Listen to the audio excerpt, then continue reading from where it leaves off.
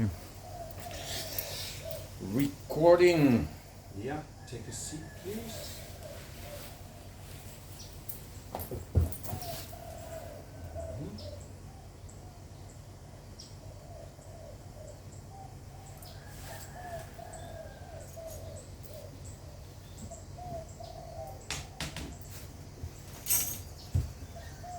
Can you just check that it's yeah, it is recording. Amazing.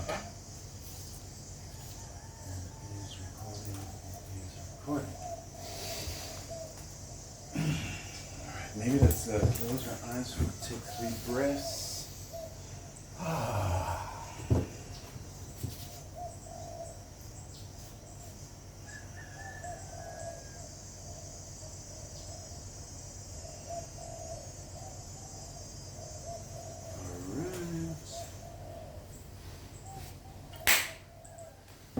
Hello everyone, here's Conscious Klaus from Ubud in Bali, and I'm super excited and thrilled to have here today my friend and teacher Shiva. He is very well known and very loved in the Ubud community. He's a tantrika, a life coach, and he's an activator of evolved codes, if I understood that correctly. Evolutionary codes. Evolutionary codes. For the planet humankind. Yes, and I want to hear more about that. And he is hosting a lot of events here, so I'm now proud to be part of his Brotherhood of Kings and the Jaya Tribe. Jaya Tribe, yeah. Jaya Tribe. Welcome, Shiva. Thank you. We met. Super excited to be here. Thank you.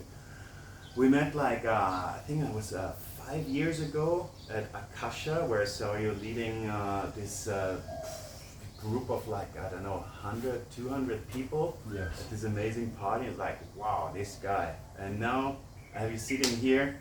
I'm super excited. Beautiful. Yeah. Amazing.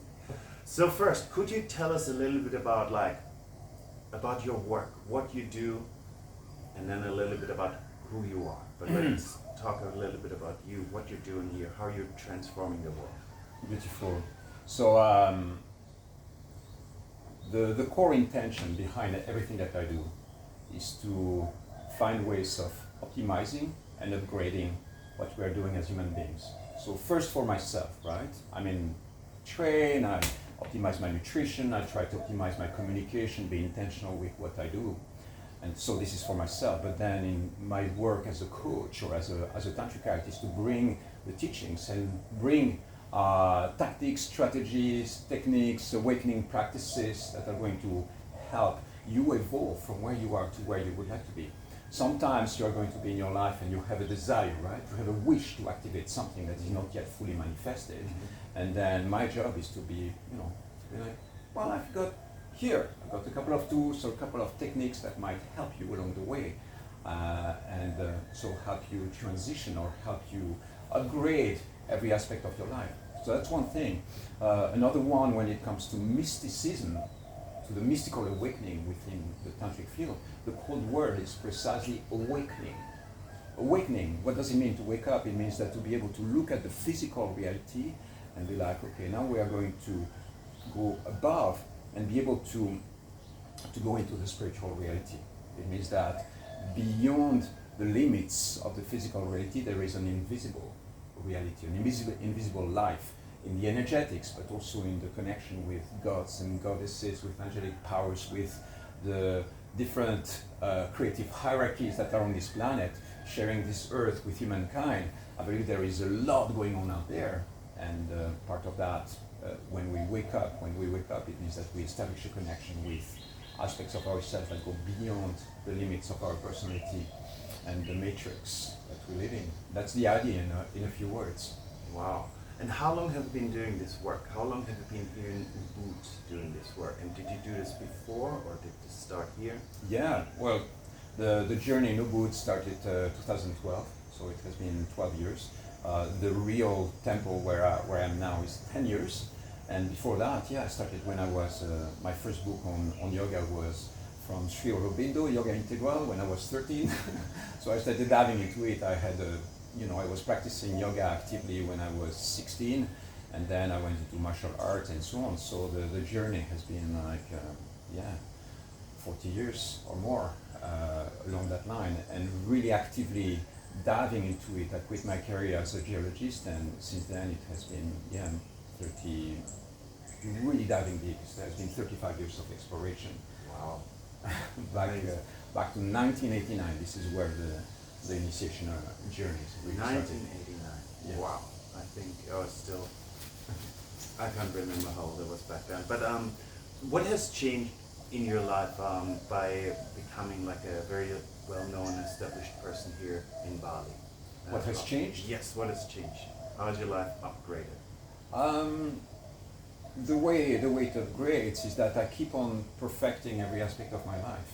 It means that, for instance, when I arrived over here, I had some ideas about nutrition, about communication, or relationship, or sex life.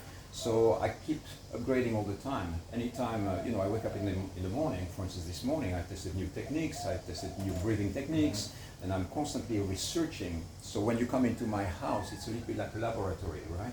It's like you arrive over there, and it's like scientific experiments, but on an energetic level. And I test things. I go like, okay, for instance, the other day I did some retention breath, right? I went to 2 minutes and more, and then I noticed what's happening. I noticed some different layers of bliss that are kicking in, and I go like, oh, something's going on. It made me feel really good. And so I test that, and then I go further and come back. And so it's all about, it's very experimental. Yeah. So you bring apparently your knowledge about science and the scientific method into spirituality. Yes.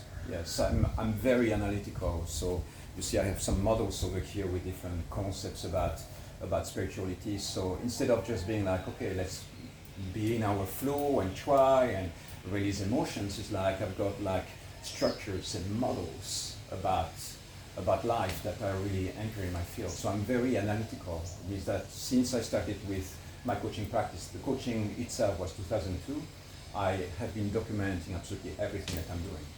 I might have a coaching session with you, and then I will take notes on all of that, analyze the flow of the session, and so it's very, I bring the scientific method into that to kind of make sense of all of that. So my mind is very engaging. Great, fantastic. So like I'm interested in the spirituality, but my expertise in what I do is like I help men, especially conscious men, to get better, to master the art of dating, intimacy, sexuality, Yes. and relationships. Yes. And you're in the world of Tantra, so I guess there's a lot of knowledge you have. And you also work in this workshop, work together was about coupling. Yes. And you had especially great thing, what you were talking about, like, it was called relationship values. Yes. So I would like to go into asking you a couple of questions. The first one would be, let's talk a little bit about Ubud. So we're like a conscious people, conscious community. Ubud is a very well-known conscious community, but what does it actually mean? What does it mean to you? It's a word that might be a little bit overused. For me, what it means, conscious, it means that it's intentional. Conscious means that we're not just waking up in the morning and whatever, drinking coffee and watching the news and getting all entangled into things of life. It's like there is a part of us which is really looking at things and analyzing and looking at the places where we can evolve. So the conscious part of it is, for instance, if we do an event and there's a big celebration, instead of having alcohol and smoking and everything that is happening in the traditional world, then we are going to do alcohol-free. We are going to have very clear boundaries and container, substance-free. Yeah, we bring the cacao, but the intention is going to be to go a little bit beyond the traditional way of partying, for instance. So it's intentional and conscious instead of just being unconscious and asleep. But this is not something that is an insult to the rest of the world. I think that the world is doing great. People are conscious. We live in a world where people are quite awake, compared with where we were as cavemen. So we don't use this word because it's better or worse than the rest of the world. We are, we're doing our best, and the word conscious or intentional seems to match the intention of what we're doing here. Yeah. So So that's the way I would put it. This is exactly like my experience when I became conscious. My awakening was actually through meditation. So I discovered meditation, and what I discovered was that actually I'm not thinking, but thinking is happening automatically.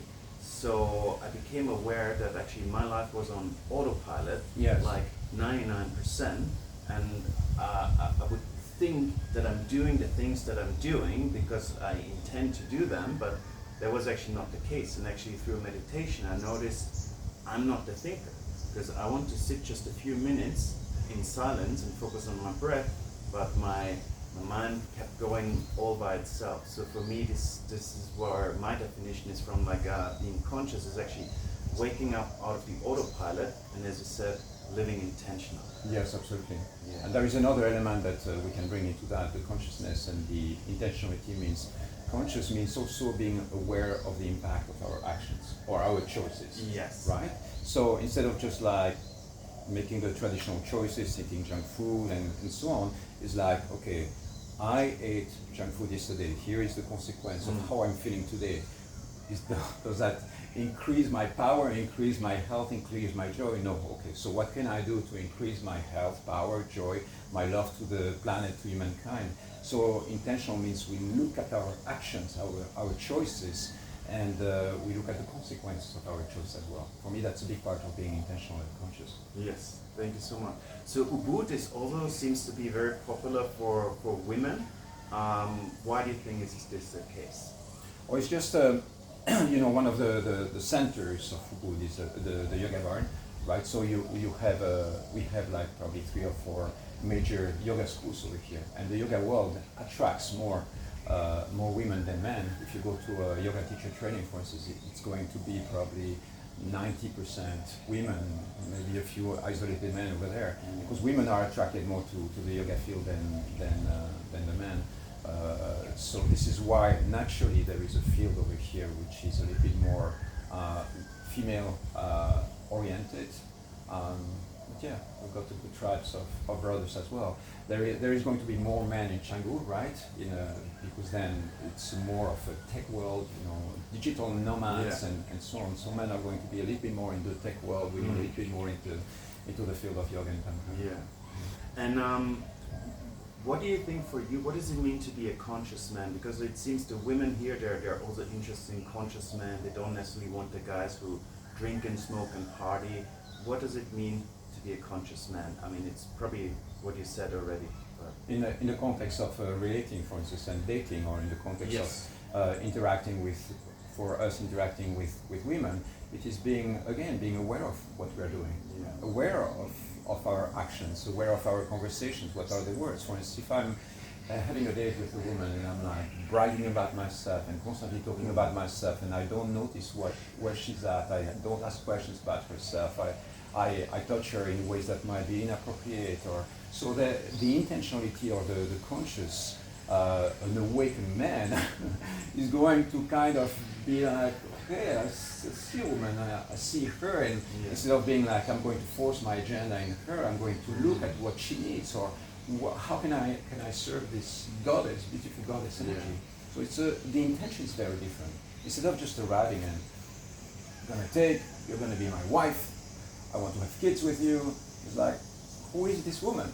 Being really interested in her, curiosity, and also how can I help you? How can I serve you? Serving instead of taking. This is a very important frame. Yes, in the wheel of consent, right? You have the taking, allowing, and then you have the giver, receiver, right? So it's not necessarily as polarized as that, but when I see a woman, I go like, okay, where are you at in your life? What is the role that I can play in your evolution? So it's very intentional from that angle. Great, thank you so much. All right. So let's stay with this a little bit. There's like these terms in the Tantra community which talk about the mature versus the immature masculine and the mature versus the immature feminine. Yes. If there's anything that hasn't been said already, yes, maybe you could add something, or maybe you even have a graphic. I'm pretty sure you have a lot of graphics. Yes, exactly. I've got a few things like that. Well, to put it simply, the distinction between mature and immature. Right? Mature means aware. Mature means I'm taking an action, for instance, even if I'm, for instance, in a shadow emotion. A shadow emotion might be anger. That's a typical dark shadow emotion, classical. So if I'm in my anger, in my immature anger, I'm going to be dominated by that emotion. I'm enslaved by the emotion. Mm-hmm. It means that the emotion takes over, and I'm out of my center. When it's a mature, when I'm in my mature dark masculine, in my mature anger or rage, I am master of that emotion. Mm-hmm. I am master. I'm riding the wave. I'm enjoying my anger. I'm enjoying my rage. I'm choosing when and how it appears.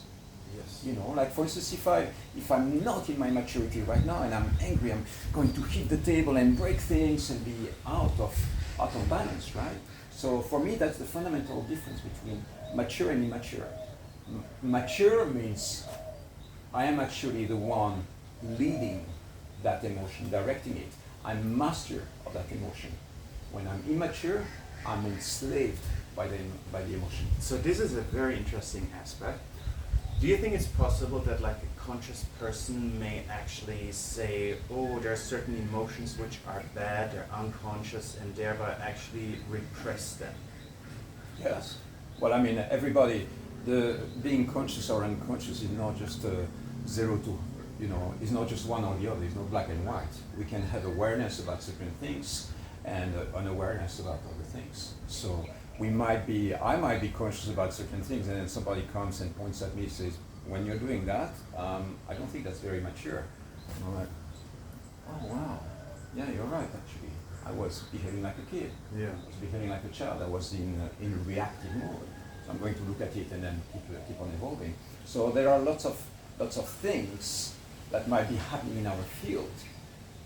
Emotions, reactions, desires and things that are very animalistic, very basic and completely still unconscious. Here is what I know that I know, then there is what I know that I don't know. And then there is what I don't know that I don't know. It's just like there is a vast field of things. So it's all according to, to a certain scale, to a certain inner scale. I'm like, you're kind of conscious, you're kind of awake, and there is more.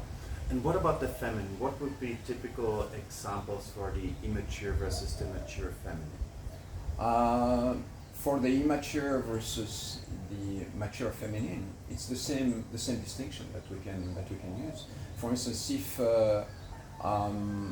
I am dating a woman and this woman tends to be very manipulative or dominant or controlling and coming out of trigger, or there is lots of jealous, for instance. But jealousy can be mature. There is going to be lots of situations where jealousy will be justified.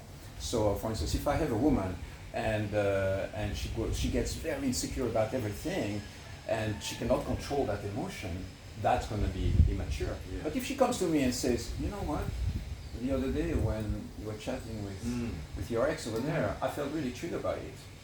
That's a mature jealousy response. And she says, I just want you to know that when you do that, it really hurts my feelings. So this is maybe also like a good way about like emotions, dealing with them in general. Instead of saying, oh, I'm this conscious person, I don't have jealousy or don't have anger. It's like say, no, like I feel anger, and I'm open to share, hey, like what you said was very triggering, it made me feel anger. But not acting on the anger or not acting on the jealousy by like breaking something or yelling, but actually saying like, hey, this is something that was triggering me. Maybe even adding something like, hey, this was not necessarily even what you did, but I still want to share that I felt this way. It's triggering me. Exactly. So, for instance, with jealousy, it's a really good example because you can have mature expressions of jealousy and immature expressions of jealousy. I use the words justified or unjustified. Probably 95% of the jealousy outbreaks that we have in today's world are unjustified. Yeah. They come out of fear, not of what's happening, but what could be happening. Yeah. So the projection of something. Whereas there are many situations where when I get jealous about something, I had sometimes jealousy outbreaks that were completely justified. Yeah. And it felt really good to be jealous. Yeah. It felt really good to express it. It felt good to voice it. It felt good to establish a boundary. Yes. And I was there. I was. You know, of course, there might be some vulnerability, but I have the feeling that I'm surfing the emotion from a place which is mature, which is actually serving the relationship. See, if we want to go a little bit deeper into that topic, the jealousy is a set of behaviors, emotional reactions that has been designed by our nature, our instincts to protect the relationship. That's, if you look at positive jealousy, this is what it is. Positive jealousy is like if a woman gets jealous because the man has the tendency to flirt too much and go out there, what she's saying is like, if my man leaves, then the safety of my children is not going to be guaranteed. Yeah. So you go back to play behaviors, go that 400,000 years ago in the plains of Africa, in the beginning of humankind. You go like, this is what has been established at that point. The woman needs to have the psychic power to project an energy so that the man doesn't go and run away with another woman from a rival tribe, because then the children would have less chance of survival. Yeah. So that's where the original jealousy comes. And nowadays we go like, oh, you're just being jealous, and it's a shaming thing. Yeah. And we go like, and maybe it's like, yeah, I'm jealous. Yeah, I think my jealousy right now is really healthy. Jealousy is even in the animal kingdom. Like sometimes I see videos where like there's a new dog in the house and the old dog is just like completely Stoic. sad or stoic. Yes, or something exactly. like this. Exactly. Yeah. It's a very primal emotion, and nowadays, you know, it's like we learn ways of navigating it. Words, find the right words. If I'm jealous and my partner is right there, I say, I cannot believe you. Pisses me off when, you know, it's like she's going to be reacting to that. Yeah. She's going to feel afraid. Yeah. Whereas if I say, interesting.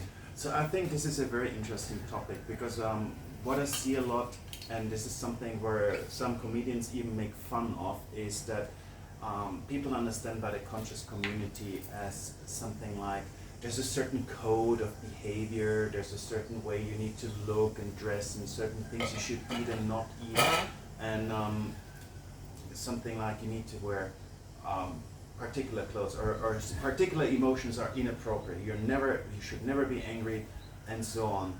And this That sounds is very actually, immature to me. yeah, that sounds very immature. So it's not about like hitting a specific code, or you know, like people who film themselves meditating and doing all this kind of stuff, not just to be seen in a particular way, just fit in, but actually to be aware of who you are, what you do, and taking over the intention about how I want to act, who I want to be, instead of running on autopilot. Yeah.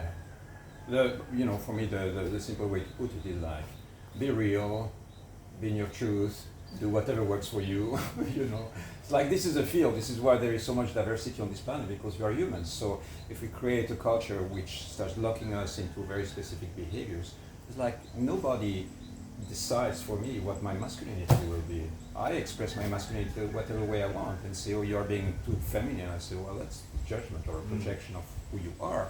Like, I love having the diversity of play and creating freedom with create space, not restrictions and new rules and simply a new matrix that we have to abide. Yes. So there was something very interesting you said yesterday. If I remember right, you said that for you it's more important that your woman is in her truth rather than to be loyal to you.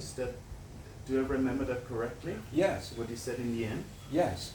You want me to repeat Yes, that? please. So the idea, for instance, in boundaries, when you are in a relationship, you can be like, I don't want you, I give you a control pattern to lock you within the loyalty with me. And for me, the way I put it, usually, it's like, I meet this woman, I say, of course I want you to be loyal, but I want you to be in your truth first. It's more important for me that you are in your truth. So what this means is that if at some point our commitment to our relationship comes to an end because suddenly another man comes in your life that is going to take you to the next level of your evolution, then I embrace that, fully. And of course, it's not just black and white. There might be triggers, there might be responses, but that's the ideal the mindset or the way we communicate very often boundaries in the relationship that I had in the past. Great, fantastic. So this leads me into my next series of questions about Tantra. So you're a Tantrika, and my first question would be like, we all know that Tantra, different people have different ideas of Tantra. So what does Tantra mean to you personally? What does it mean to you to be a Tantrika? So for me, Tantra is a complete path of life mastery or a path of awakening. It's a mystical reality. Imagine that we have this sphere or this spirit or this angelic force like that that is all over the planet and humankind. And when we tap into that, then it gives us the pathways of awakening, the pathways of reconnecting to source, the pathways to go back to a state of union. So that's the way I define it. It's a complete path of life mastery and the path of awakening. When we go back into the ancient classical Tantra teachings, very often the teachings have a lot to do with lifestyle. They have to do with the thought patterns and how to show up and how to create abundance and so on. So for instance, there is a code word that is Artha, Artha, and I discovered that in my own pathway. And then when I go and check back into the ancient teachings, that word is already present as the code word for, mastering the field of abundance and the field of relationship to money and to the material reality or to the material abundance. So the field of Tantra for me, it's really that. It is a complete path of life mastery and a path of awakening. That's how I summarize it. Great. So if you look in the original Indian Tantra, it talks a lot about Shiva and Shakti. And this is actually for me also like this connection to the ancient Tantra of Shiva and Shakti. So your name is Shiva. Yes. Could you tell us a little bit about like what you understand by Shiva and Shakti, and I guess the divine masculine and feminine? Yes. So I feel like the God or the energy of Shiva is very central to Tantra. That's where I connect with the Tantric field. And then there is the divine feminine as well in the form of Shakti, in the form of Kali. For me, the center of the relationship is Shiva and Kali. That's very central in my, like, Kali is like my primary partner. It's like, that energy has been with me for like 25 years. Anytime I have any challenge in my life, I go back to Kali, go back to Kali, go back to Kali, because I feel like this is an energy that is really nurturing me. And what does it mean to go back to Kali? How does it help you when you go through a challenge? Go back to Kali, it means that go back to this energy that burns down the shadows, burn down the obstacles. If I'm triggered by something and I feel like, and I feel a contraction in my field, I feel like I'm not happy or I'm not digesting a specific emotion, then I go into the jungle, I sing to Kali, and that brings me back to a state of energetic and emotional freedom. So imagine that the energy of Kali has the power to destroy the demons, has the power to destroy the shadows, to clear out of your field everything that doesn't serve you. So everything that might be immature, when Kali comes into my field, and sometimes she comes into my field through a woman, through a lover, she's going to start attacking the places inside of me that might be weak or maybe out of integrity or not fully aligned. So I get, like for instance, I might become too rigid on certain things, too dogmatic almost about certain things. So you could say it's like kind of a form of the dark feminine? Yes. Kali for me is like the central aspect of the dark feminine. Nice. That's great. Because in the conscious community, I think when men talk about when a woman became a Kali, it often means like, wow, she got really angry about something. Yeah, it can come in the form of anger, intensity. When you look at the pictures and images of Kali, it's very intense. You say, why would we call that energy in our field? Well, what I can tell you is that one of the reasons why I'm so happy in life is because Kali is an integral part of my life. Because it keeps my system clean. It keeps me in a state of emotional freedom, energetic and emotional freedom. So this is why Kali is in my field. Okay, this is very inspiring because I just started doing like Om Namah Shivaya, Om Namah Shivaya regularly, Yes. and actually connecting to the divine masculine for clarity, focus, strength. But it's a very interesting aspect to also work with the Shakti and the divine feminine. Yes. So this is very inspirational. Yes. All right, so my field is actually what I do is like I help guys who are maybe not so experienced with women dating, sexuality, and spirituality to get better in these fields. Yes. And I see, I go to many Tantra festivals and live in conscious communities and see these guys who want to be in the world of Tantra and want to be better with women, and they're just not there yet. So what do you think, what can men learn from Tantra about, for example, dating women? Mm-hmm. So I want to make a very strong distinction, okay?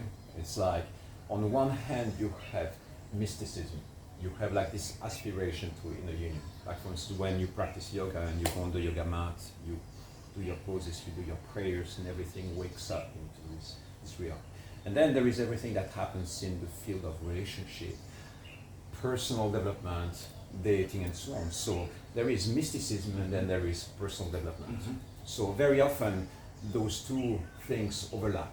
When we talk about Tantra in that context, we are sliding into the field of personal development. Yes. So sometimes we are going to use the Tantra within that context, and sometimes I go like, I'm not sure if we can call it Tantra. For me, Tantra becomes the moment where we start adding a mystical dimension to it, where there is an intentional relationship with the invisible, where there is something that happens within that context. So when we bring now the field of Tantra in the Neo-Tantra field, there is a lot of overlap and a lot of things that are a bit blurry in the limit. So that said, I believe that the field or the spirit of Tantra really, that's how I experience it. It's a compassionate field. It wants to help humankind where it hurts. Mm-hmm. And so if you are in love with a woman, right, and you go like, I would love to connect with that woman, but I don't know how to connect. It's like I'm there and I'm bubbling and I have no idea how to establish a connection with that person. Then imagine that the field of Tantra is like this energy that really wants to help and say, well, we're going to create a sacred marriage between those two human beings. Mm. And so very, very simple. It's like if I call in this tantric energy inside of me and I'm in front of a woman that I'm really attracted to, naturally I'm going to start feeling this person as the resonance or the transmission of the goddess energy. It means that I look through her and then I see your Shakti, your divine transmission, you're the voice of my spirit. So instead of looking at the person just as a physical, from the physical perspective, here is your personality. No, I look at the divinity in that person. It doesn't mean that I discard the personality, but it means that it becomes a completely part of the relationship. So this is a great aspect, actually. This is exactly my experience, that like men who are not so much in Tantra and spirituality see women often as an object, as someone like, wow, she has this very hot body, she's got this beautiful face, and they get actually into like an energy of needing, wanting, which I think is not very attractive to women, while something I learned from Tantra is about, like, that's what I call like going into the Shiva energy, being really present and to see, as you said, the divine goddess and see her as a goddess and admire her as a goddess, but without wanting anything from her, without needing anything from her. Yes. This is also my connection to what I understand the ancient Tantra is like Shiva is divine consciousness, and Shakti is all energy and manifestation. And the connection is that Shiva doesn't want to change anything. Shiva is just admiring the creation, the energy, Shakti. And this is also my metaphor for like actually relating to women, to stay in my presence, to stay in my consciousness, and to actually see and admire the woman, but without wanting anything, and seeing her soul. This is like what I learned from called transfiguration, to look into her eyes and see beyond the body, the personality, and seeing the divine. Yes, exactly. So that's one aspect of relating and one way of establishing a tantric connection between between you and a woman that you might be attracted to, right? Being there, also being a protector, and then it's like I think that the diversity of the emotions and the qualities that we can bring into a relationship is like there is a really vast field of possibilities. Great. So there's one topic when I'm in Austria and I Yes. talk about Tantra. A lot of people say, "Oh yeah, Tantra, ha ha ha," and this is because like Tantra has been by the media, I think, maybe portrayed as just being about sexuality. So we know that this is not true, but still, my question is, what can a man learn about sexuality or tantric sex, or what's your take on tantric sex? Yeah, I wrote a whole book about it. So, Oh wow! so it's totally part of my of my inspiration when connecting. So if you want to define tantric sex in very simple ways, it is that when you engage into traditional friction sex, it's going to be about the sexual pleasure, about the lust, about connecting with the person. When I engage into a tantric sex practice, then it's going to be about a prayer, about celebration. It becomes a meditation. Instead of focusing on the sexual gratification, on the pleasure gratification, on the five senses, we enter into spaces that are beyond that. So we consciously offer the lovemaking to the divine. Right? For instance, if I'm over here and I enter into a breathing practice, I'm going to be breathing, then that's a prayer, right? Mm-hmm. If I do a mudra, if I practice, if I sing some mantras, all that is a prayer. Now, if I have a partner, and I'm doing that with a partner, then the context of what we're doing here suddenly activates the tantric temple, and then that becomes an offering to the divine. So it's about creating like a ritual as well. Would you say with mudras? Yes, it can be. Instead of just like in the movies, you see what I see is like as unconscious sexuality when the actors they get together and all of a sudden they look into each other's eyes and just start to tear their clothes off. And for me, this is like the opposite, actually. Well, it can happen within the tantric context. It means that it doesn't have to be a strict established ritual, but the core intention is to precisely have the awareness of that. Like most of the times when I'm with my partner, we're going to be singing mantras, we're going to be shaking, breathing. Before we start this interview, we go next door, we sing some mantras, we activate that. Set intentions. Yes, exactly. Because we want to bring in that energy, we want to activate the tantric temple. So that's very intentional. Like we didn't just come from town, sit down. It's like we've got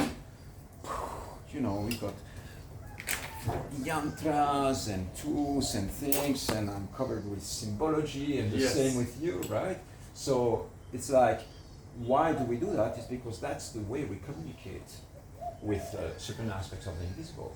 And so when you engage into tantric sex, and instead of being like just in your bedroom with like technology everywhere and messy place, you put candles around, you clear the space, you put images around of secret divinities, and then you sing some mantras, and then you have an intentional ritual with your partner.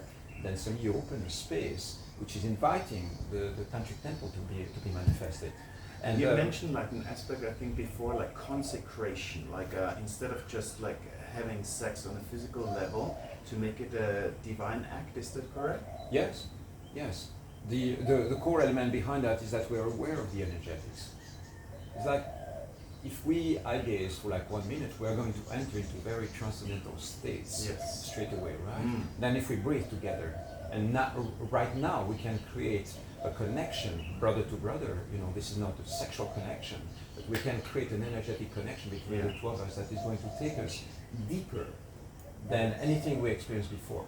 Yeah, so eye gazing I think is one of the most beautiful things I learned about Tantra. It's all called transfiguration, seeing the divine behind. Yes. Consecration I think goes hand in hand, where instead of just having sex, you actually do it for a higher purpose, like intentional, similar to how we set up intentions.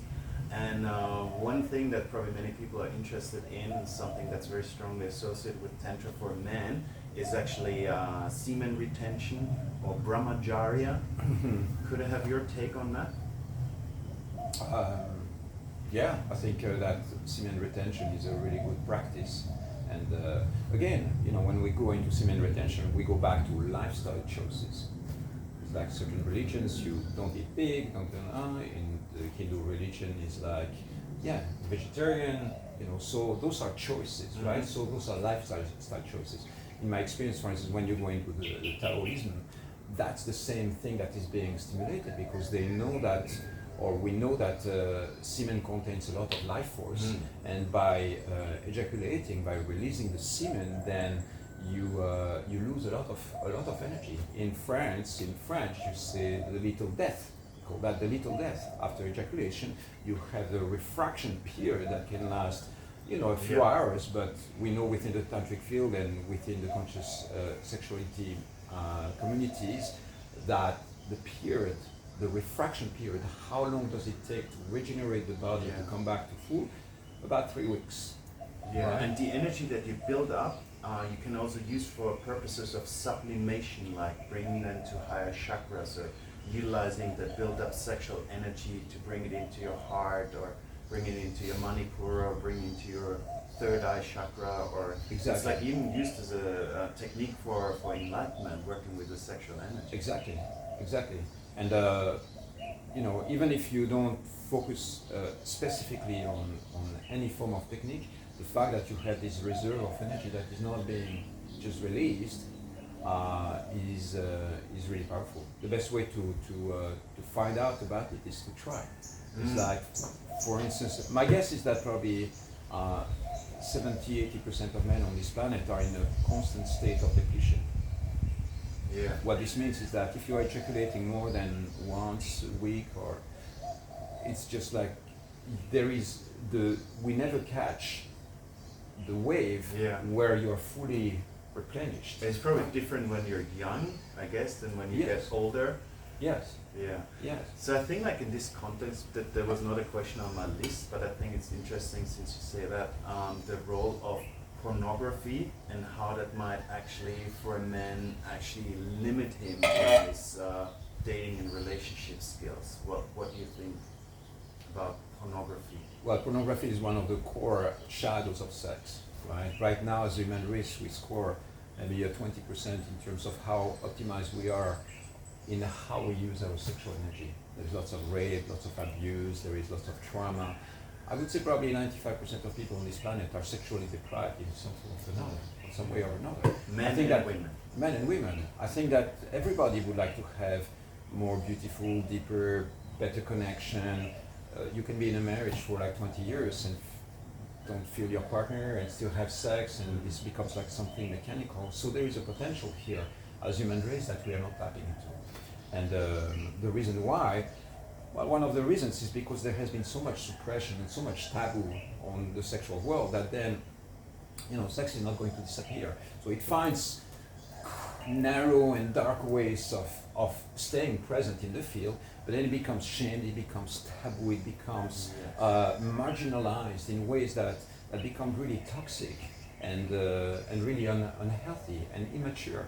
So, for instance, everything that has to do precisely with sexual abuse, with unhappy marriages, not understanding sexuality, the lack of sexual education in schools, things like that, all that have to do with the fact that there has been such a suppression and such a shaming of sexual energy that now we are in this space and we are starting to reclaim and rediscover the joy and the beauty. But think about that. It's just incredible that you will have people around the world getting sexually mutilated. So this is also not on my list, this question, but this is a question that has been for me fascinating for as long as I can think. And it's definitely not a question that you can answer easily. Yes. But in essence, sexuality is life. Like without sexuality, we wouldn't live. Like the only reason why you're here and why I'm here is that all our ancestors, since the beginning of organisms on this planet, they have been sexually reproducing, and the only reason there was an unbroken chain of reproduction that allows us to be here. So you could in some sense say it's one of the most things that exist for biological organisms on this planet. The second thing, we're all born naked, all animals are naked. How is it possible that we manage somehow, as a human race, or most of us I guess, to feel ashamed of our naked bodies and to feel ashamed about our sexuality, since it's so essential for our very existence? This is one of the most interesting questions which I could never get a grasp. Why? Why it happened like this? Yeah, why? How? What makes us like? It's something like when someone would tell you, breathing is really bad. You shouldn't breathe. Reduce it to the bare minimum. If you breathe too much, you know, like it would be very hard to make people believe it because it's so important, right? I know, yes. How did they make it with sexuality? Why are we so ashamed? Yeah, I think that you know, if you go back to 3,000 years ago with Moses climbing Mount Sinai and being like, you shall not commit adultery, and you know, the reason why sexuality needed to be tamed, right? For instance, you will restrict to have sex only with your partner within the context of marriage, is because my guess is that society was in a real mess. You know, people were having too much random sex, and then at some point you have these prophets coming and say, listen guys, we've got to have some order over here, because you have those lands over here, and you have a child, but we don't know if it's a child from the other farmer, and we don't know so we need to have some order. And nowadays, loyalty within relationships, within the family structure, is one of the essential elements that stabilizes society. And so I think that it plays a role which is really important, and it is very intentional and very much designed like that. But now, from going to something that is useful to something that is completely shamed, and something that becomes taboo, and it's a very small step. It's like within 15 years you can do anything becomes taboo.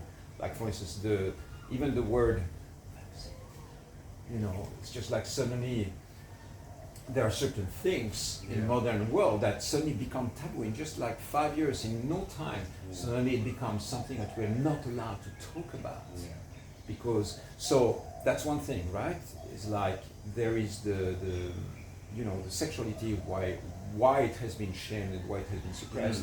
I think that the clothes or not clothes, being naked or not naked, I think that has to do with, you know, social norms, and also religion kicks in. My understanding is that in Bali, 100 years ago, women would be walking around topless, right? And then Christianity comes. Or in tribes, like in African tribes, people are really naked. Yeah, exactly. So the reason why this is so fascinating is that's a very good explanation, by the way. Thank you very much.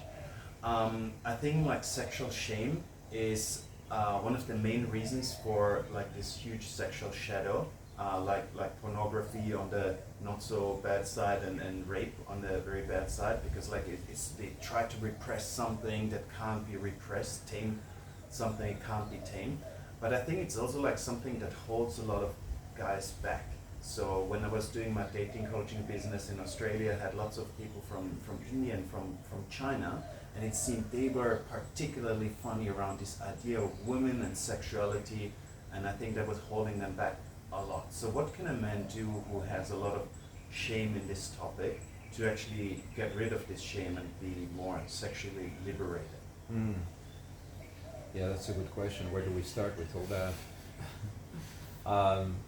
The things that come to mind is, first, get used to be precisely with your nakedness, with comfortable with your body, with self-love.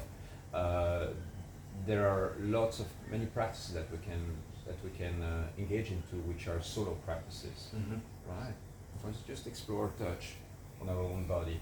Okay, that's a good place. Most men are going to have a relationship with their genitals which is very abusive. Yeah. It's going to be, you know, there is going to be this intensity to force ejaculation, and there is not much nurturing behind that. So I think that developing a relationship with our bodies, which is much more nurturing and caring and softening, that's one aspect. And then moving really one step at a time. This is why you have workshops around conscious sexuality, because it's like you are in a context which is safe, where the boundaries are clear, and then you take one step at a time. And this doesn't mean even nakedness. but just precisely, starting with breathing, with eye gazing, with slight touch, and then you start becoming Going more and more slowly. used to it. Like for instance, over here there is a lot of contact dance, right, in the Ubud community. Yeah. So dancing, and it's not just technical. Of course, there is sensuality. The moment skins are touching, there is oxytocin that is being built. There is something really powerful that happens through that, and it's not an erotic exchange. That's not the goal of. It's not the target. But there is a flow or something that is created where suddenly there is a very intimate moment with another human being that can be created. So that's the idea. You go like, okay, where can we expand into that? And for instance, if I have a tribe of men coming, I will try to feel where is their limit of comfort, and then I go like, okay, you have an edge over here. Why don't we take one small step in that direction? It's like if you never surfed before, you go step with small waves. Don't jump into the storms of Uluwatu straight away. Get crashed by the currents, right? Great, fantastic, amazing. Thank you so much. All right. So another big topic that fits right into Tantra is actually sexual polarity. So years ago, I read this book by David Data, The Way of the Superior Man, where I heard the first time about sexual polarity. Yes. And my understanding was that when a man steps into his masculine and a woman steps into her feminine, then there's a very strong polarity. Yes. What's your take on sexual polarity? Sexual polarity. Okay, I'm going to use one of these diagrams because this really helps. I'm going to direct it over here. So this is a model of what our personality can look like, but it's also a model of what a relationship can look like. And you have two polarities. You have the light and the darkness, which are two aspects that we have inside of us. If you're watching this video, my guess is that you probably have some degree of darkness inside of you and some degree of light, two of them. And it's just a model, okay? It's like polarity of life. Darkness is not evil, it's just a quality. So you have this polarity along that line.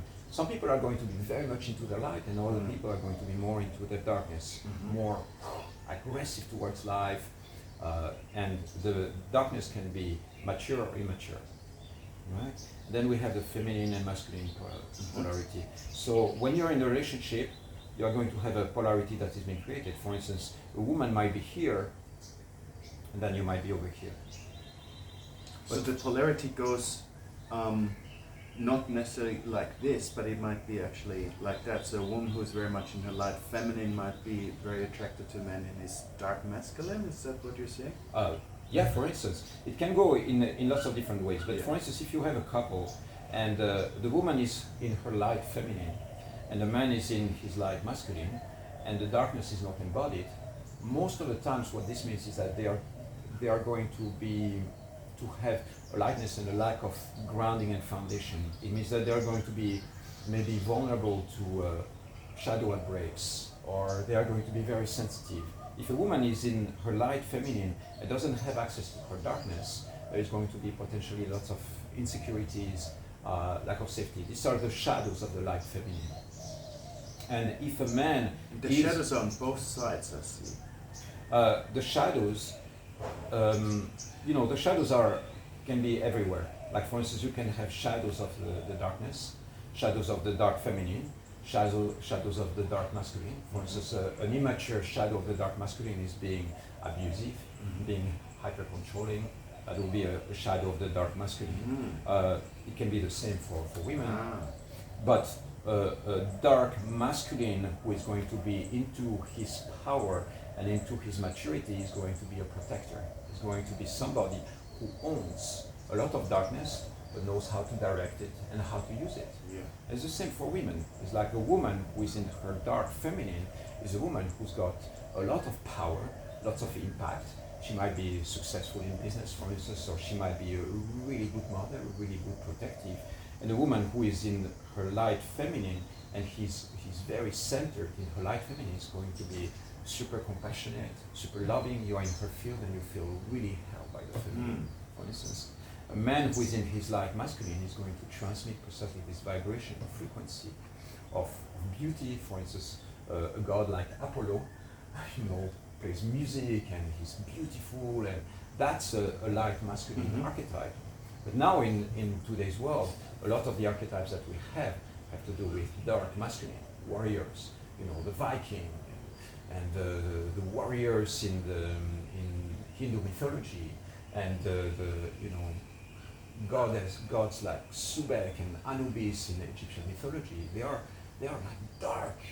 They are warriors and they are destroyers and creators at the same time. And they have a lot of that. And if you look at the archetype of Zeus Yeah. or Poseidon, you know, holding that, go and search online for modern fantasy images of these gods, and they are like, oh, you know, there is something that is really powerful about them. So they anchor a lot of the dark masculine energy. Yeah. And the same when it comes to Shiva. Well, Shiva can be transcendental, Sada Shiva, or Adi Shiva, the original yogi, meditating on top of the mountains, or it can be engaged, carry the Trishula, the weapon, the power of destruction, to remove the obstacles on this planet, right? So when we go into those archetypes, we can be, you know, anywhere around that.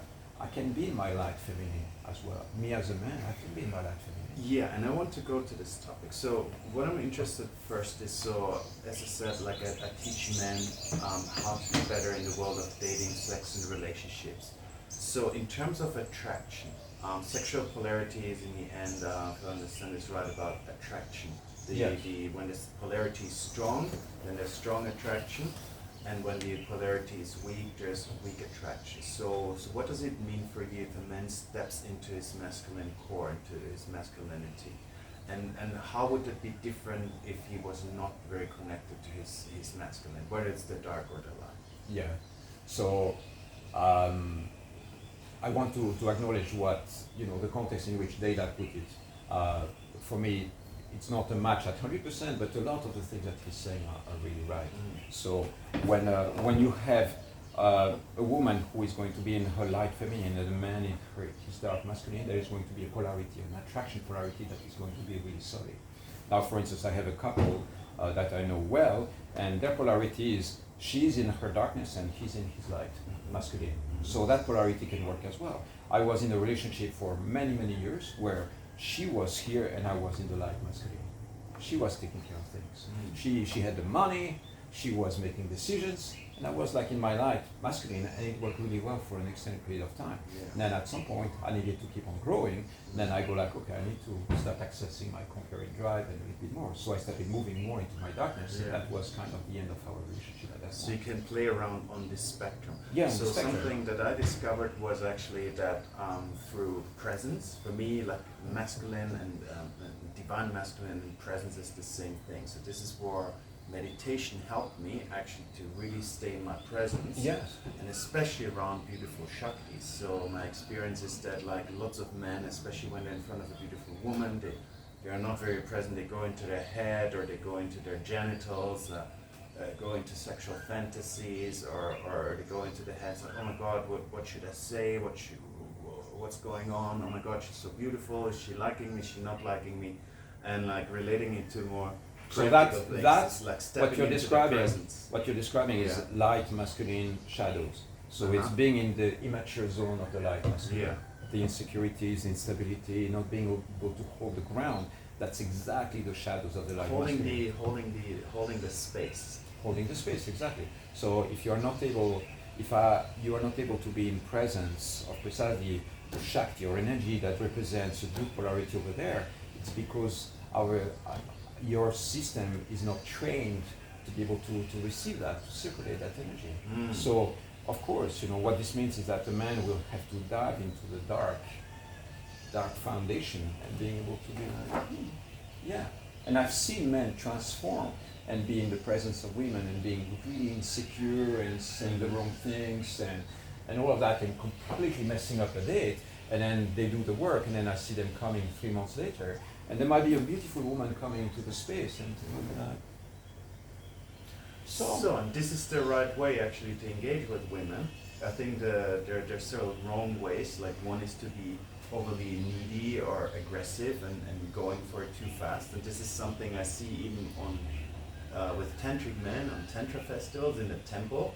You see they build up a connection. Then in the temple they get like too aggressive, they go too fast, and it's fascinating for me because I can see that the woman is like, I was like, oh, this is going too fast. I mean, I had women tell me after the Ibiza Tantra Fest, like, oh, I had this connection with this guy, but like as soon as we're in the temple, it was all too fast and got turned off, and my attraction was gone. Yeah, exactly. So that's one. So that's like a foundation.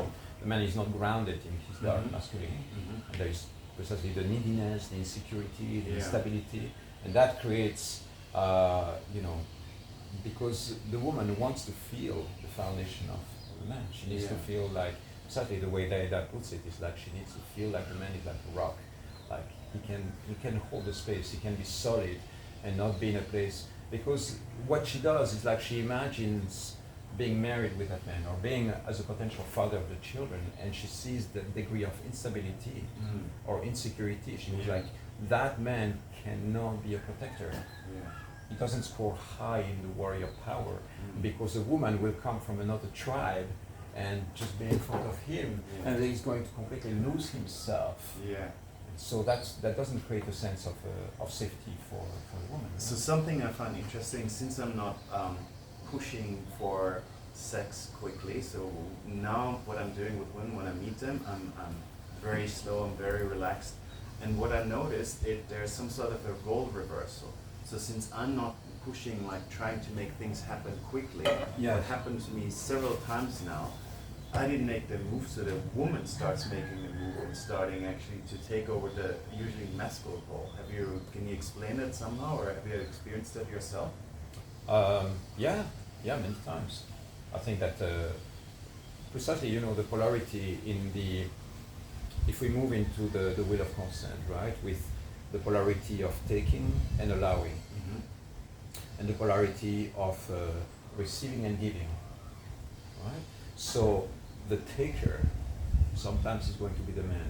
The man traditionally can be the predator and taking initiative, and the woman is going to be receiving. You see that very much in the animal world. Like for instance, when you see two lions copulating, connecting, it's like he's going to be biting her neck, he's going to be dominant, he's going to be on top, and she's just like,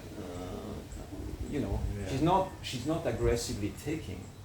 So that's the polarity that we have in mind. Naturally, the male will be usually in nature will be the dominant force, unless you are praying mantis and you get eaten as a male by the female when the act is finished, right? So it's like you have lots of variation in that. And the good news is that within our human species, we have lots of space to play. It's like sometimes a woman can come and literally be like, I'm going to fuck you. And I'm going to take my pleasure because it feels really good for me to own that power and own that desire. And you as a man, you can be, I'm going to allow it.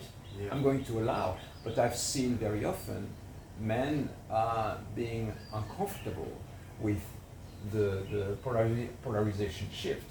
If the woman becomes the taker, I see sometimes, it's like a turn off. It's like guys like not necessarily knowing how to receive it. So it's something that, we have, it's like different chords, different musical sounds, or different instruments, or different ways of engaging. We have to learn a little bit what works for us. And in a couple, very often there is going to be one of the polarities that is really strongly established. But it's good to play with the range. Because otherwise we get stuck in one. So there's one thing you said actually, like initiating. And in my experience, like one of the roles of the masculine is actually initiating. And I think, what's your take? So I think it's important in dating and relationships that the man is initiating, because it is usually the man who starts the conversation. It's usually the man to ask her out on ask for the phone number, ask for the first date, invites her over, invites her for the dinner, invites her, right? But actually, so I think this is great and important, and of course it can be role reversed, but like it's usually the man initiating. But what's very important, we have this distinction, it shouldn't be predatorial. So like stepping into the right direction, initiating, but without being predatorial. Without being predatorial. So that's an interesting one. Can I contradict you on that one? Yeah. Sure. So in my experience, I think that women love it when a man is a predator, when it's mature predator.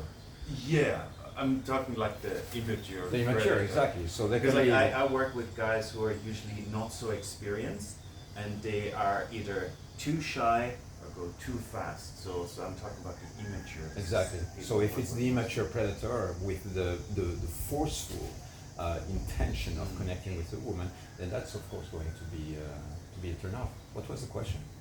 To be initiating without being predatorial in a needy sense. Yeah, exactly. So it's it's a little bit like playing music, right? It's an art form. It's not like predator or not predator, initiating or not initiating. It's like there is going to be moments where you're playing the music, right? You have a guitar and you're playing to a crowd, and certain rhythm or certain flow or certain emotions are going to work really well with that crowd. Yeah. So it's like figuring out for a woman, you are on a date and you try something and you make a move that is a little bit too aggressive, and you think that she's going to be turned off, but she's turned on. And then you, with another woman, you might do the same move, Yeah. and then realize. So it's all like figuring out from a sensitive place and being in tune with the reactions and witnessing what works.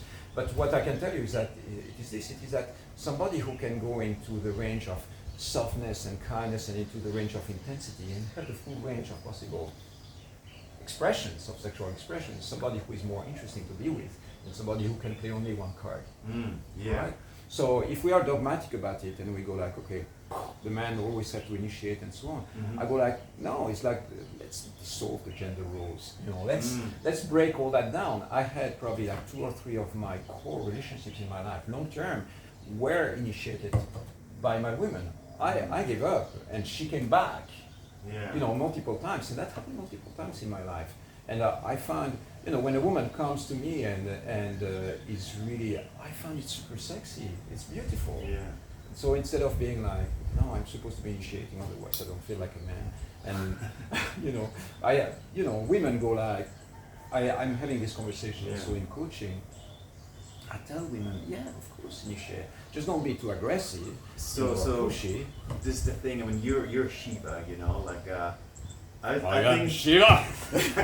I like that. For you, I think the world of dating and women looks very different than to the average guy, and certainly very different to the guys that I'm working with. So the guys I'm working with, from without initiating, most of them, like, nothing happens in the world. That's the kind of guys that often they don't even get noticed when they're on a festival. They're not the center of attention. People don't look at them, give them they're not facilitators, they don't have a crowd around them. So this is the kind of people I'm working for. But I understand when you're on a certain level, then you don't have to play this role anymore. Yeah. Actually, now for me, like, I was coming from this place where I had to do all this initiation, and that worked very well, actually. Like, my dating life improved a lot. And it led me, over the years in Tantra, it led me to a place where I'm not doing this anymore, where I'm like leaning back and relaxing. Yeah. But like, I hear you. The average guy, for him, if he doesn't initiate, if he just waits for things to happen, my experience does not happen and did not happen in my early life. Yeah. No, so that's a good point. If we talk directly to your audience, and a couple of tips that would really help them. Yes, please. It's like, just establish connection with 10 people every day. It's like, talk to people. It doesn't have to be attractive women, it doesn't have to be even women, it can be anybody. Just captivate and cultivate the art of establishing connections, establishing conversations that are interesting. Once this skill is activated, then it's easier to direct it to a woman that you're really attracted to. But first, it's like, just open the heart and connect and be fun to be around, right? Good point. So why not just focus? This is so I get it completely. But why not focus just on the beautiful women? Why? Because this is what people do when they learn to a little bit more confident, open conversations. They all of a sudden just want to talk to the pretty girls. Why would that not be? Well, because you have to train the skills. It's like you have to train the skills. Again, if we take the metaphor of surfing, it's like you're not just going to be surfing if you haven't been surfing before, and suddenly you go like, oh, there is like this really big wave coming up, and then you go, I'm going to catch that and go through a tunnel. It's like, that might not work the first time, even though that would be the peak experience. first you have to start with small waves and play. And so use every opportunity that you have to connect. I mean, I do that all the time. I'm connecting with women that I might not be interested in having a date with, or that I think, well, we will probably not be partners, but we're having a really interesting conversation right now. Right? Yeah. So maybe I could summarize this in saying, like, when you're in the beginner level, it's probably a good idea to step into your masculine and to be the initiator. And I guess what's good for everyone is actually to practice presence, which is for me the essence of the divine masculine is presence. Yes. And then when you're more advanced, I guess, it's actually, and this is probably the path we've been on for a long time, is to integrate the inner feminine. So could you explain, like, to us, like, what does it mean for men to integrate the inner feminine, and why is it important, and how would it help you? Yeah, that's such an important question, man. Thank you for all that. I love all these questions. This is great. So integrating the feminine, a few core aspects. The first one that comes to mind is emotional and energetic fluidity. As men, we go like, this is the way things are, boom, there is a rigidity that comes. And then you start dating somebody and you go like, okay, the woman is supposed to be doing that, the man. Having emotional, energetic fluidity means being able to navigate emotions and being able to navigate the feminine, being able to play with energies instead of sticking to a box, right? That's, for me, being in my feminine means that. It means that I'm moving around instead of being like a robot, like a rigid, instead of being completely linear, being much more fluid. For instance, in the dance, is non-linear movements. In life in general, instead of having a schedule that is 7 o'clock I wake up. Here is a schedule. Here is I know exactly what is going to happen during the day. At 7 o'clock I come back. I go to the gym 1 hour. Here is what I'm going to eat. So men tend to have a certain rigidity on that. What I love about my life is precisely that the feminine is integrated to a certain point. What this means is that I vaguely know what's going to happen in the day, but there is lots of spaciousness and freedom to improvise as things come. And so that for me means being my feminine.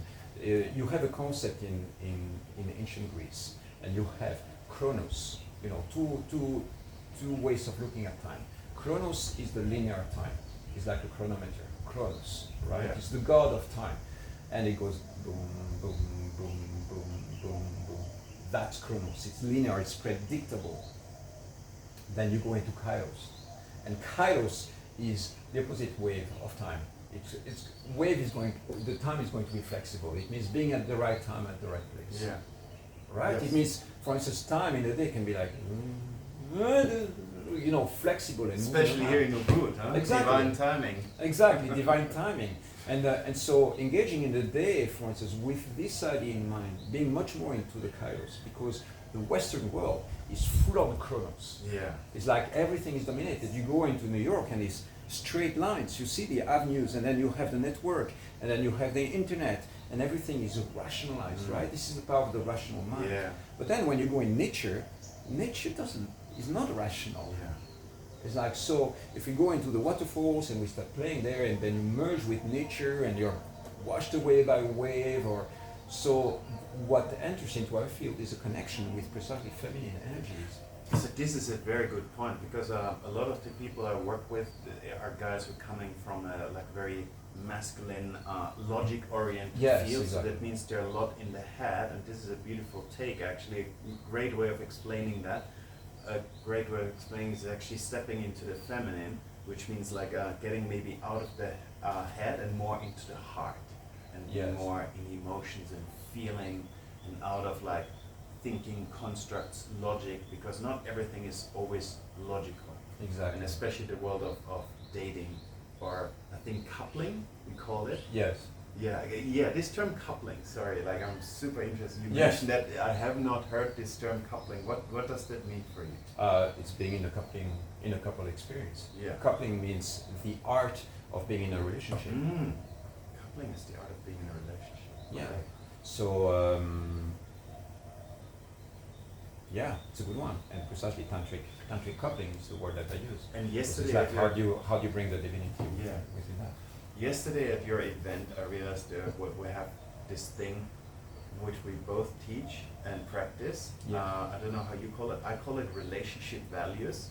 Yes. It's actually very similar to what you have. So I have actually written down for me on a list like everything I want in a relationship. Yes. And from everything I want in a relationship, I have like a small short section of must have. These are things I must have. Yes. And then at the bottom of this list, there's things I must not have. Like one is enough. So for example, one of the list of must not have is like violence. This is something I do not accept in my life, whether it's physical or emotional. One thing I must have on the wants list, I need to have sexual attraction. I need to have someone who's flexible. Yes. For example. Yeah. So this is how do you call this in your In my teaching? system, I call that the coupling codes. The coupling codes. Yeah. Great. And the coupling codes, yeah. How many of them do you have? So I have a very short list of definitely must-haves and a very short list of definitely Not-have. deal breakers. Yeah, deal breaker. And then there's like a long list of things that I want to have. Preferences. But preferences. I don't have to have them. And things I don't want, but I can live with them. Because if you make the list too long with a must and must not, like Yes. your possibility becomes smaller. And it helped me already. On the last Tantra Festival, I met a woman who was very attractive to me in a physical sense. But then very shortly, I realized there's two deal breakers. One of them was she was actually interested in, she didn't say it that way, in a provider or sugar daddy. Yes. And for me, it's a deal breaker. Not that I wouldn't provide for someone if it's necessary, but like for me, it's a deal breaker if this person's like, this is what I want, this is what I must have. I need someone who actually provides for me. This was a deal breaker. And yeah, it helped me very quickly, and actually very quickly, consciously, I could say, hey, I realized, as much as I like you, we cannot be in a relationship. And this actually coupling code or relationship value helped me. So how could you, like, when you are in a relationship, how you can translate to what you called yesterday the agreements? Because you will not always perfectly agree on everything, but like, how could you actually take this and then would you recommend your clients to actually say when they're in a relationship, they write down certain agreements? Yeah, it's a very intuitive thing, right? Very often you will have people jumping into a relationship and not even talking about the agreements. It will Right. be like Just the assumptions. Yeah, the assumptions and the unspoken agreements are, for instance, loyalty, clarity, respect, love, sexual openness, things like that. Yeah.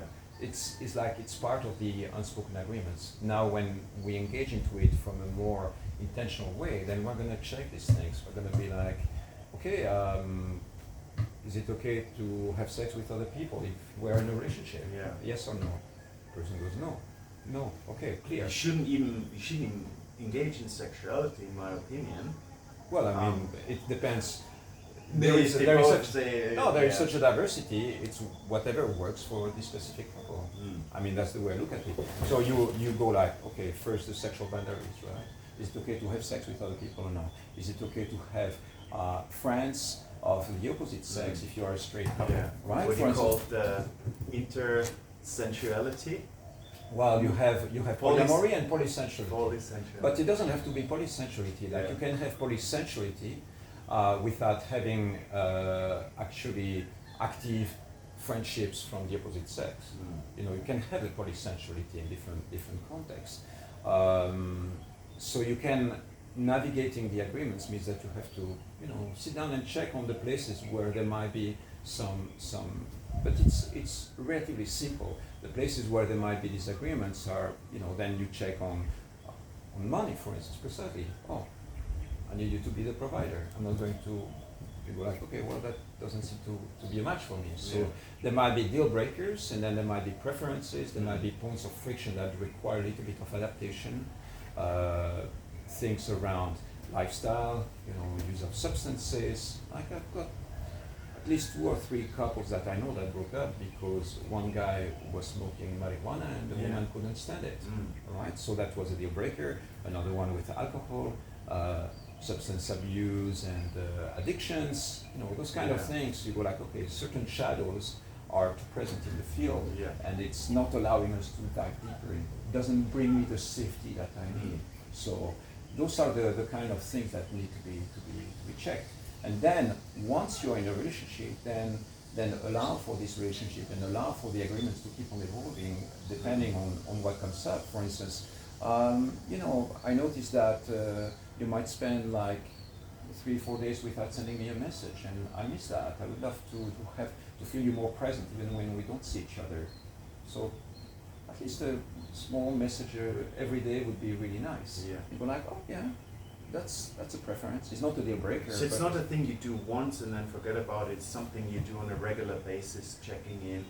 I would say, for instance, with the agreements and the foundation, this is what I call the Yuga Rita, right? The Yuga is coupling in Sanskrit, and the Rita is the structure or the law. And so you have the coupling foundation. And once this is established, most of the times that's more or less what is going to stay. It's present. But then there is going to be moments where one of or both partners needs to go into the foundation and say, there is something there that is not working for me. Yeah. And so we need to change that. For instance, the way we are using our money right now is not in line with what I would like to put in my life. So what you are going to do is this, what I suggest that couples do is like every week you have a check-in, and then sometimes in this check-in there is going to be something fundamental in the agreements that needs to be changed. But in my experience, most of the times the agreements are established, then it's like small requests being added. Like the requests are like, I would love to prioritize sex a little bit more in our lives, for instance. Or I would love to have a little bit of time apart. Right. I need to have more spaciousness in the relationship, for instance. Those are like requests or preferences or suggestions that can come at a later stage in the evolution of the relationship. Amazing. Thank you so much. That is really good stuff for relationships, I think for everyone. I would like to start rounding up with maybe a couple of tips for newbies, if you're comfortable. What would be for a newbie, for a man who's new in the world of Tantra and conscious communities, what's something that would help him to become more attractive to women? The first one that comes to mind is self-care. Just take care of yourself. If the woman sees you and she goes like, I don't see the result of you loving yourself. It's like you're not taking care of yourself. So the self-care part is really important. On a more worldly level, it's just hygiene and presence and so on. That's the first one. The second one is stay present when challenges emerge. Like if you have your potential partner or your partner going through really a tough time and having really intense emotions, be like, oh, that's interesting. Wow, that's a full dimension or an expression of the feminine. It might not be mature, it might be toxic, it might be whatever this might be. Just stay present and witness what is coming. She wants to be seen. Yeah. She wants to be seen. She wants to be heard. See the goddess. Yes, and see the full dimension of who she is. So when you're having sex with a woman, you're in a relationship with that woman, you're not just dating the light, beauty, and everything that is comfortable. You're dating the full dimension of who she is, and within what she is, there might be aspects that might feel uncomfortable to you. So stay present with that. Acknowledge them. Offer some gratitude for those aspects as well. You're in a bad mood today. Wow, you're having a tantrum. And be curious about it.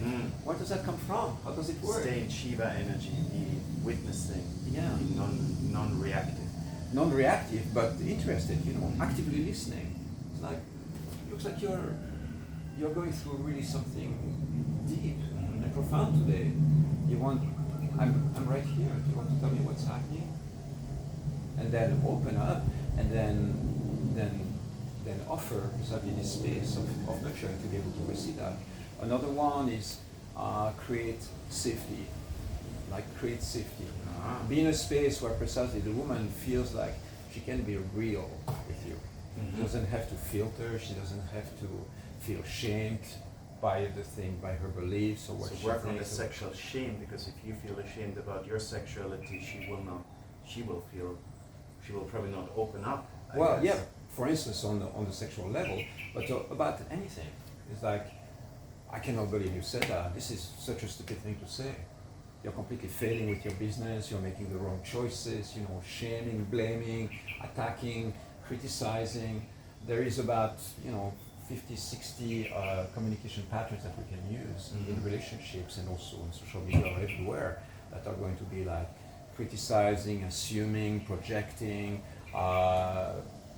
shaming, all of that, being aggressive, disrespecting, condescending, mansplaining everything. Stop mansplaining.